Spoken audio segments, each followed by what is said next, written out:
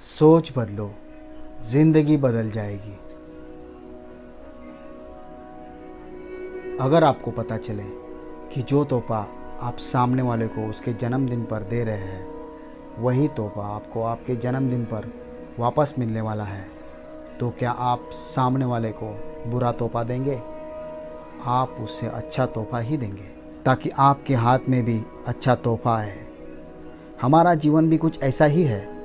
हम जो कर्म करते हैं वही हमारे पास लौट कर आते हैं। इस बात को आप जितना जल्दी जान लें बेहतर होगा। हम में से कई लोगों को यही लगता है कि कोई भी क्रिया या शब्द ही हमारे कर्म होते हैं, लेकिन सच्चाई तो यह है कि हमारे द्वारा सोची गई अच्छी और बुरी बातें भी कर्म में ही आती है। जो विचार हम सामने वाले के लिए सोचते हैं वही घूमकर हमारे पास आते हैं। हम यदि दूसरे के लिए बुरा सोचेंगे तो सामने वाला भी हमारे लिए बुरा ही सोचेगा।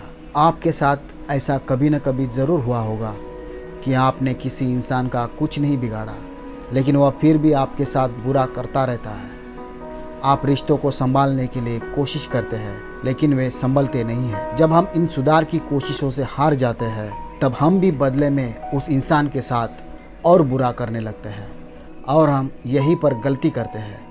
यहाँ आपको जान लेना चाहिए कि आपने भले ही इस जन्म में उस इंसान का यानी उस आत्मा का कुछ नहीं बिगाड़ा, लेकिन आपने पिछले जन्म में ज़रूर उस आत्मा के साथ इतना ही बुरा कुछ किया है। जानबूझकर भले ही नहीं किया हो, लेकिन अनजाने में ज़रूर किया होगा। यही वजह है कि इस जन्म में आप उस इंसान के साथ अपने कर्मों को भोगते हैं। जब आप इस ज्ञान को अपने साथ लेकर चलते हैं, तो आप अपने साथ बुरा करने वाले हर इंसान को माफ़ करने में बहुत आसानी महसूस करेंगे। आप यह जान चुके होंगे कि जो भी आपको मिल रहा है वह आपके कर्मों के खाते से निकला है। अब अगला स्टेप क्या है?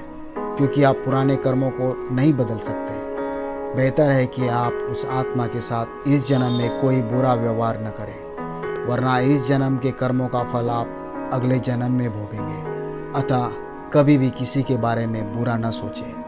सामने वाला आपको चोट पहुंचाए तो उसे माफ़ करे और उसे बदले में सकारात्मक ऊर्जा ही दे। बीते समय की गलतियां पर पछताने से अब कोई फ़ायदा नहीं। बस कोशिश करें कि मौजूद समय में किसी को नुकसान न पहुंचाए।